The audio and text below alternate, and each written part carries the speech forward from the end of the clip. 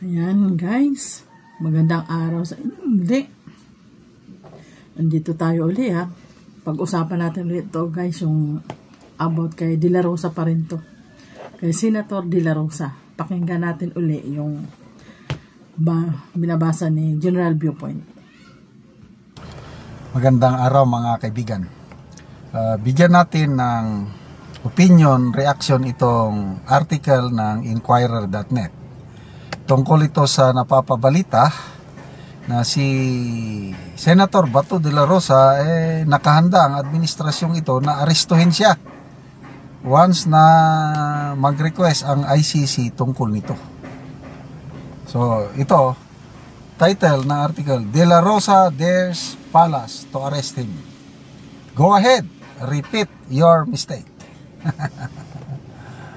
Sige, arestuhin niyo ako. Sinagot sila ni hinamon sila ngayon ni Senator Bato de la Rosa. Yan, pinaalala sa kanila na nakagawa na sila ng pagkakamali. Gusto na naman gawin nila uli ang ginawa nila kay Tatay Digong. Gusto na gawin rin kay Senator Bato de la Rosa. Nakahanda siya. Excuse me guys. Pakinggan natin. Fox interview on Thursday made the remark after Executive Secretary Lucas Bersamin opened up about the matter, detailing that the senator would receive the same treatment as Duterte, who was arrested by Philippine police in March for alleged crimes against humanity. Ito, ang statement ni Bato, if they want to commit the same mistake again, then go ahead. They can do that if they want to make another mistake. What they did to Duterte was a huge mistake. And if they are willing to make the same mistake again, then they can do the same, De La Rosa said. The senator contends that the sudden talks surrounding the ICC and the potential arrest warrants against him are merely an attempt to bury the issues hounding First Lady Lisa Araneta Marcos and her alleged link to the death of Juan Paulo Tantoco. Pantabo, no? Diversionary issue pala ito. According... Gusto nilang gawin kay Tatay Digong, gusto nilang gawin kay Senator Bato. Kasi gusto nila, iniisa-isa nila ang pagligpit sa mga kaalyado kay Duterte. Yun ang plano nila. Nung pa man yan, pinagplanuhan na kasi marami pa yan. Ilang pulis yun na talagang pinagplanuhan din na gusto rin mailigpit nila, dalhin sa dahig. Parang ang gusto mo pa, pati si Bongo kasama yan dyan. Yan guys ha, pakinggan natin ulit. Talagang matindi talaga itong administrasyon natin ito. They make rehash issues into a new one and recycle it to divert people's attention. Okay, matagal naman ito. Noon pang March, pagka-aresto ni PRRD, ayan, mayroon nang lumabas na susunod daw si Batong, susunod si General Albayalde, basta alam ko, 5 police general ang isusunod. May bali-balita rin. Ayan guys.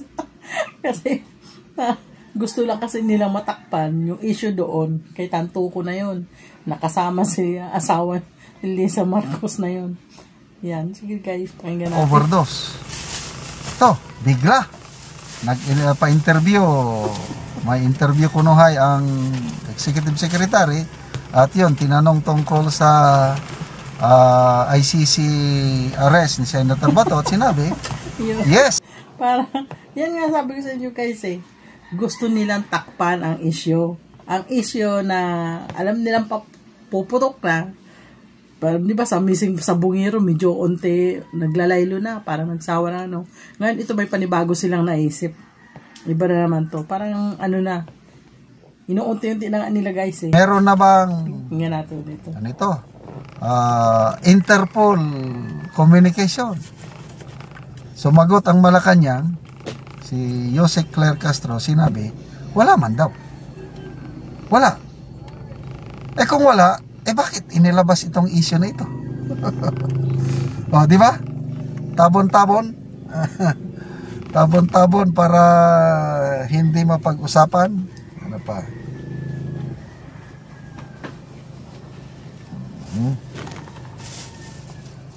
Okay. De La Rosa declined to elaborate on the preparations he's making to tackle the ICC warrant allegedly pending against him. Anong gagawin niya?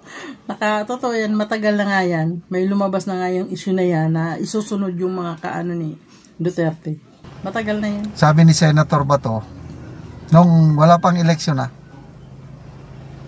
kung mayroong arrest warrant laban sa kanya, voluntary mag-surrender siya. At willing siya na dalhin siya sa The Hague, Netherlands para masamahan niya doon si Tatay Digong. Sabi ko, wow. Doon ko nakita yung malasakit, pagmamahal, loyalty ni Senator Bato kay Tatay Digong. Kaya pasaludo ako sa kanya. Kasi, another option, pwede naman siyang magtago. Tignan nyo, si General Bantag, ilang taon na, mag-3 years nang nagtatago. Wala, hindi pa man nila nahuli. Daming nagtatago. General Domingo, yung nakahuli ng malaking volume ng pulburon, siya pa ang kinasuhan. Kaya, isang option ni Senator Bato, kung mayroon is pwede niyang ano yung immunity niya dahil separate co-equal branch sila, Senado. Tessa, wala pa naman pala kaya bagay. Baka malay natin, hindi natin masasabi. Alam mo naman itong mga traidor na to. Okay. Kung sakaling matuloy na meron siyang warrant of arrest, paalala lang yan. Siguro baka nagbigay ng ano yan. Kasi naalala mo nung kay Tatay Digong, di ba? May nagsabi na aarestuhin si Tatay Digong pag galing sa Hong Kong pag-uwi dito, ganon. Pero si Tatay Digong nagsalita naman talaga din noon na sasama siya pag-arrest, pero hindi alam na sa dahig pala siya dadalhin. Kikidnapin pala siya. Sa eroplano pa lang, pinuntahan na siya. Tapos inilipat sa dahig. Sa isang eroplano pala muna bago sa dahig. Kanya natuloy.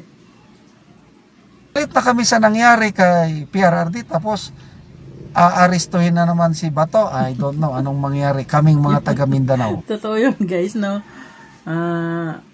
Para hindi mapag-usapan, gagawa na naman sila ng panibagong issue na bagong para pumutok sa taong bayan. Yun na, totoo yan, tabon-tabon ang ginagawa nila. Kumbaga ang tabon-tabon sa Bisaya kasi tabon-tabon, panakip yun. Panakip yung na yan sa usapin. Sa usapin na pumuputok about sa coke overdose. Kaya yan, na naman nila, may panibago silang para bagong pag-uusapan, mawala naman para matakpan uli yung sa coke overdose. Yun yung kanilang style Itong administrasyon natin na to, gumagawa na lang talaga sila ng paraan para lang wag lang talagang yung bagay. Para sa akin, hindi siya first lady. Okay na, guys. Sunod na naman. Bahala na kayo mag-comment. Paki-comment na lang sa comment section yung inyong gustong sabihin. Maraming salamat, guys, sa mag-subscribe na kayo. Click nyo na ang aking para sa video na susunod. Pag-updated kayo. Thank you, guys.